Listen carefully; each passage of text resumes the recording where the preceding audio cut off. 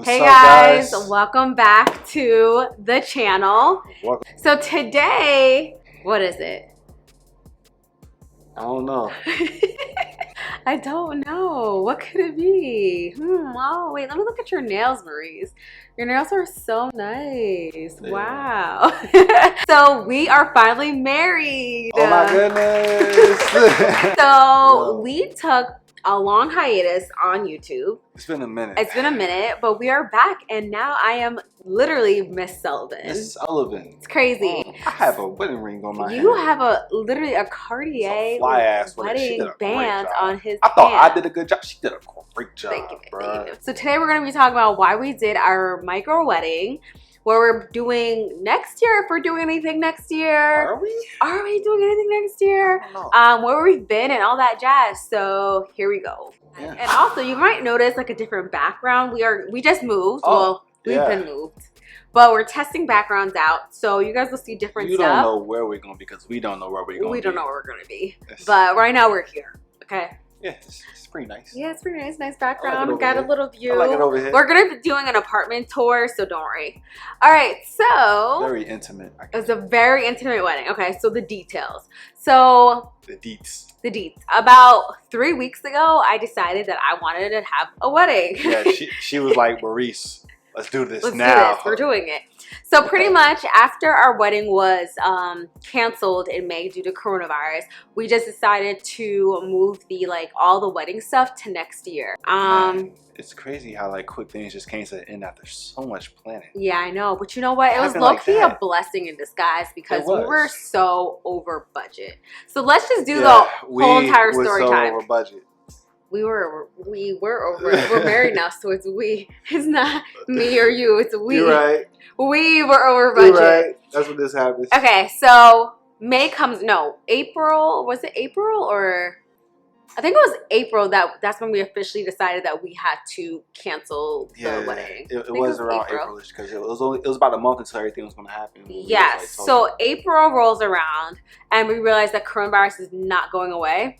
And we can't have a wedding anymore. So we started contacting all of our vendors to see what can happen, like if we can postpone it. At that time, we wanted to postpone the wedding to end of August, September, because we didn't know what was going on with coronavirus. We were still trying to get it done as soon as we could. We didn't want to push a whole nother year ahead of time. Yeah, at that time. So, April rolls around, like we were just saying, and we decided at that point that we could no longer have the wedding in May. So we started contacting all of our vendors. Some of them were really, really nice, and some of them were helpful. Some of them gave us our money back, but then there was the one vendor. There's some of them this way. There's going to be some that way too. So it goes. There is the one vendor. So our main wedding venue. So we had a ceremony venue that we booked, and then we had a main wedding venue for the reception and stuff. Yeah. The ceremony venue was phenomenal. They tried helping us out, and then they also ultimately gave us all of our money back, even the non-refundable deposit. They held it down. They were amazing. Now it is time for the main wedding venue, the reception venue. They were horrible. They tried to sue us $18,000. So you're probably thinking, how do we get here? So initially with the venue, we wanted to postpone our date and use the same venue. We wanted to look for dates in either September and no later than October. However, the venue kept prioritizing other clients before us and let their other brides and grooms get first pick. So those people filled up those dates, and they were trying to make us pick a November-December date and still pay a spring price. They also wanted us to have our wedding either on a weekday or a Sunday and still pay a Saturday price. So if you guys don't know, spring weddings, summer weddings on Saturdays are way more expensive than in the winter or on a weekday. And they still wanted us to pay the spring/summer Saturday price, even if our wedding was being moved to the winter. And that was blasphemy. $18,000 to cancel the wedding. So at that time, I was just like, what the hell? How could you sue us when it's literally not us that caused coronavirus? That doesn't even add up. It doesn't even add up. So we were going back and forth with them through email, and they were like, we're going to have to come after you for $18,000 for you canceling the wedding. Who? Who? Not I. Not me. So me and the wedding so me and the wedding planner were like, what are we gonna do? How are we gonna fix this? So we literally like went through the contract. We scrubbed through the whole entire contract, and then we noticed a clause called the force majeure.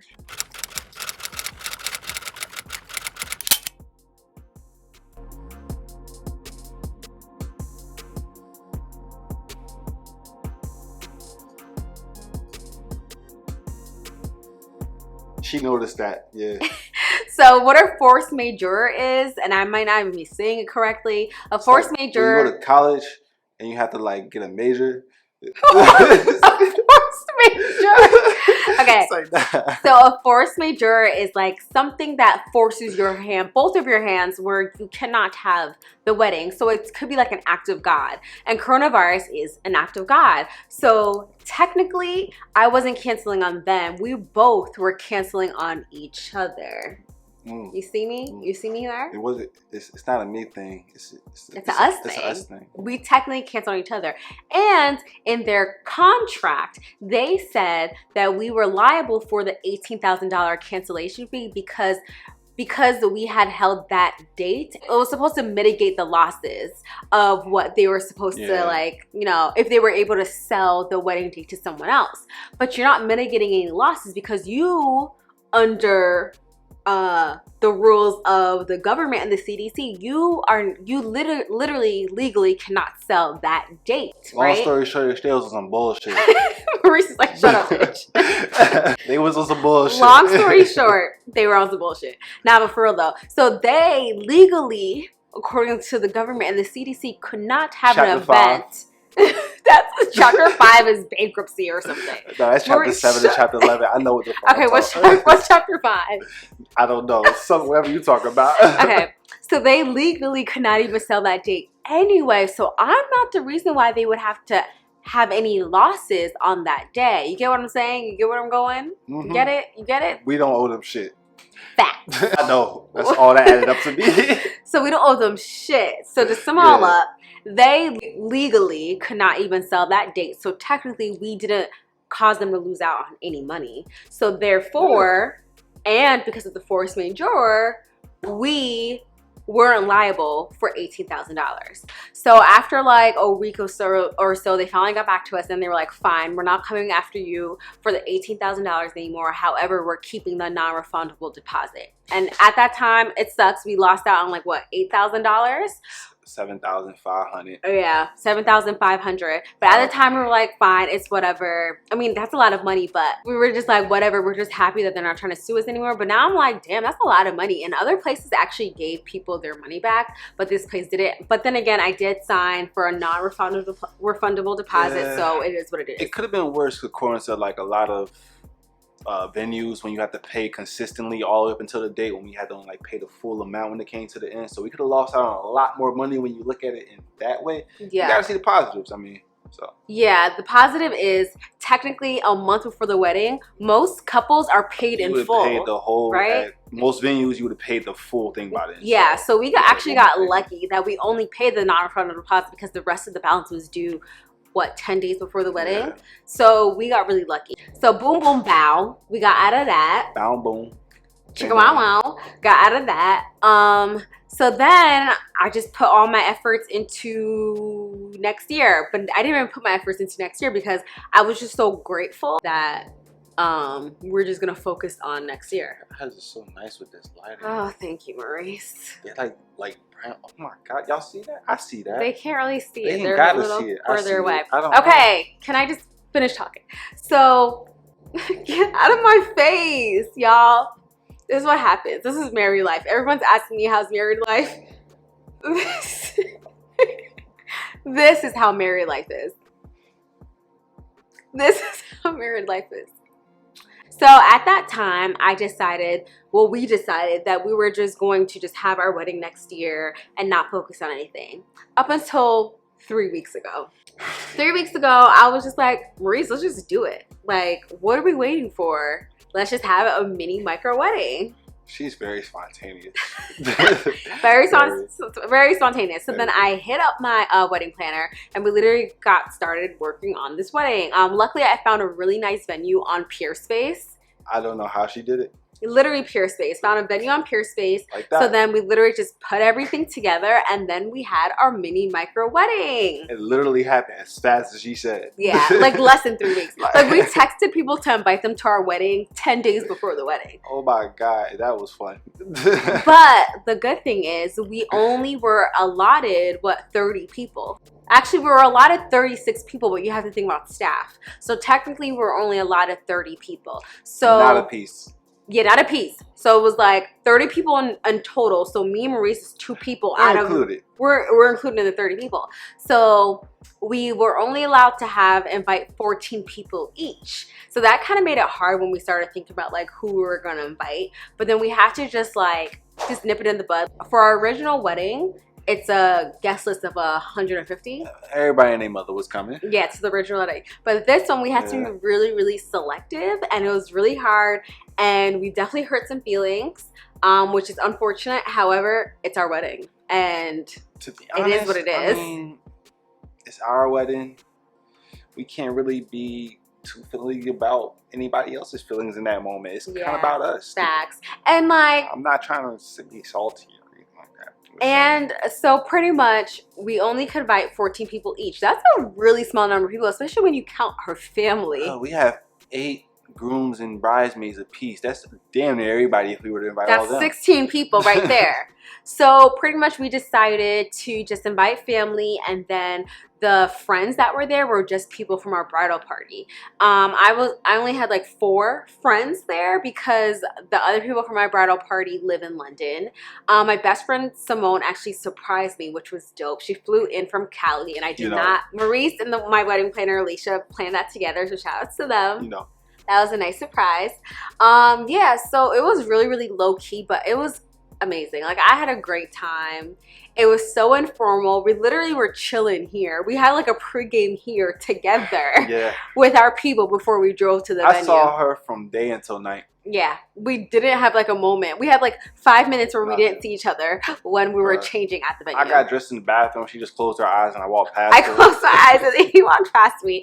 And then my mom and I got me dressed in the bathroom. But it was chill and it was so small. I enjoyed it and it was beautiful. It was beautiful, intimate. It was on a nice rooftop. And we got married. And we got married, and that's all that matters. And I had the time of my life. Not the time of my life, but it was... I had a good enough time. Yeah, I had a good enough time, and it was great finally being able to get married, which I liked. And there was a lot of people we wish we could have had there, but unfortunately we weren't able to because of the scenario. Literally, we were only, like I said, we were only allowed 30 people because of the space of the rooftop plus COVID. Yeah. Can't have a lot of people.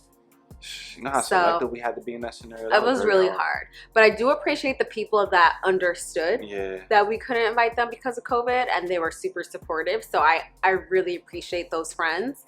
And something like this really opens your eyes. It's an eye-opening experience, to say the least. It's true what people say about weddings. You really see the truth. Yeah, people's like true colors. But it was nice. So...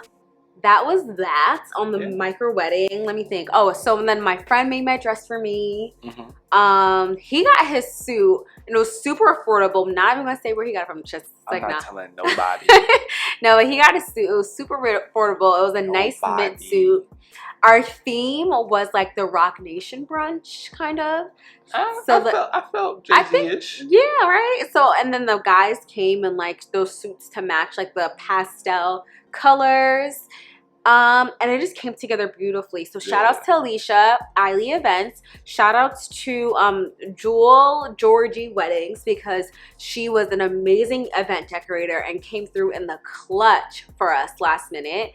Shout outs to... just shout out to everybody that was there. Shout outs to the private chef. So we decided to have private chef. Yeah, she was great. She held Raven. The bartender. Shout outs to the bartender. Shout outs to the pastor. Shout outs to everybody. Shout outs to everybody that came and helped and made it a beautiful event. Honestly, I had so much fun at the micro wedding. Like, I think we should have done that from the very beginning. Yeah, but that was micro. We're going to have a macro. Facts. Boom, boom, boom. So we are still having a wedding next year. I still want that wedding experience. And with this micro, we didn't really have. We gonna have it. Yeah, we didn't really have the real like wedding experience. I need a Soul Train on that. Yeah, we ain't do no dancing really at this one. Okay, so we still want that wedding experience. So we decided that next year we're still going to have our wedding with our original wedding guest and party and people. We'll also be using our original vendors like Stanlow Photography for the photos, Pep Ent for the event decor, still using Eiley Events and Alicia like we did for this one. But some of the vendors for our real wedding weren't able to be a part of this micro one since it was thrown together so last minute. So I just want to reiterate that we are still using our main wedding vendors for the wedding next year. We don't know what we're doing yet. We don't know where we're having it. Don't know what month. So it's literally like we're planning another wedding all over again. Yeah. But I'm excited for next year. So technically it's going to be a 1-year vow renewal since we're already married. Yeah, so I'm excited. So I know a lot of people were like shocked when we posted those photos. But we just had to do it. It came out of left field just as much as it was for us. Yeah, so like we're just as shocked as you are. That shit happened. Wow. And I know a lot of people, like I said, were disappointed that they didn't know about it, but it is what it is, and we just had to do it. And we just had to do what made us happy. Yeah. Yeah. So we're still planning the wedding for next year. Thank you for all the love from everybody that said congratulations and whatnot. I appreciate that. Yeah, we appreciate all the love that you guys showed us. And sorry we've been MIA. Like, honestly, YouTube just hasn't really been not important, but like hasn't been feeling us the way we've been feeling it. Yeah. Like when we make videos, like of course we're making videos for you guys, right? That's why we did it for 6 years. That's why we've been doing it for so long. Yeah. Well, the couples channel is more newer. My personal channel, it's been like 6 years. And I appreciate everyone that watches, but like we put so much work on it. We want more people to watch. And I just felt like the algorithm and stuff wasn't showing enough people our videos. YouTube don't like us. Yeah, it is just so weird. And when we say YouTube don't like us, if you don't get it, we really mean YouTube themselves, not you guys. Yeah, it's just, to me, it's the algorithm. Yeah, it's the algorithm. And it just sucks because like I'll watch videos of people that literally do the same types of videos as us. Probably doesn't even look as good, or the editing isn't as good, and they have like 500,000 views, 1 million views. We ain't tooting the horn or nothing. I'm just saying. Yeah, so pretty much we just felt like not defeated. Yeah, defeated. Yeah, discouraged.